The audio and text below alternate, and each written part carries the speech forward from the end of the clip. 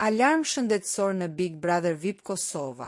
Linda Rej shpërthen ndaj produksionit për medikamentin jetik. Një situatë e shqetësuese ka përfshirë banoren e shumë komentuar të Big Brother VIP Kosova, Linda Rej, e cila ka ngritur zërin kundër produksionit për neglizhencë ndaj nevojave të saj shëndetësore. Në një video që ka pushtuar rrjetet sociale, Linda shfaqet e tronditur dhe thellësisht e shqetësuar, duke u ankuar të bashkëbanorët se nuk i është siguruar një medikament thelbësor.